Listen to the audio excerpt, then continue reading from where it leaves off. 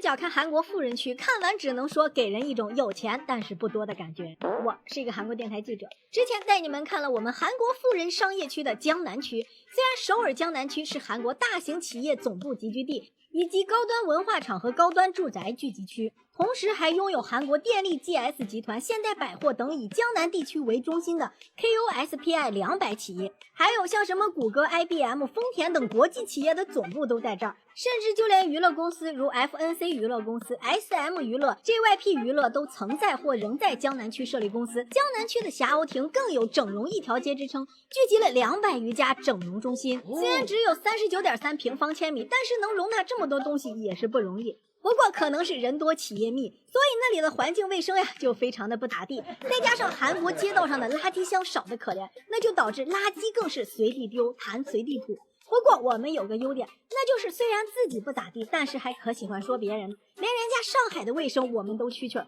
结果被各种打脸，那叫一个尴尬。那我们富人区商业区的卫生不咋地，那富人住宅区的卫生到底咋样呢？那今天我就带你们看看号称韩国财富聚集地的平仓洞咋样吧。我们现在所处的位置就是韩国北部的平仓洞，这里也被誉为韩国的比弗利庄园，因为在这儿住的非富即贵，很多财阀、政要、艺人、名人都选择住在这里。平仓洞已经成为了我们韩国人眼里名副其实的富人区。根据公开信息显示，2025年7月，平仓洞一栋土地面积777平方米，实际面积467平方米的8居室独栋豪宅，出售价格为89亿韩元，折合成人民币大约是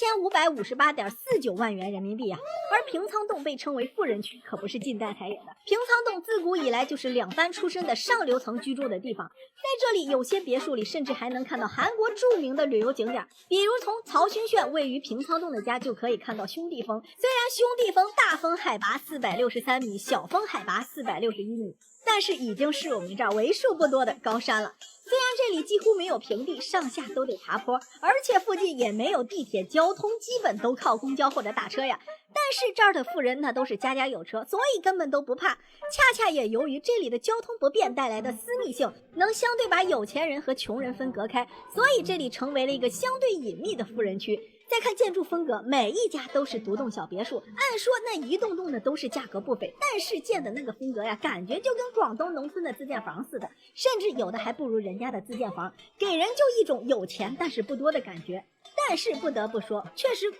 有贵的好处，因为卫生确实比江南区好多了呀。看完你们觉得韩国富人住宅区怎么样呢？如果你们有钱，愿不愿意在这儿来上一套呢？欢迎评论区留言啊！好了，今天的视频就到这里了。喜欢我视频的小伙伴记得点赞收藏，你们的喜欢就是我更新的最大动力。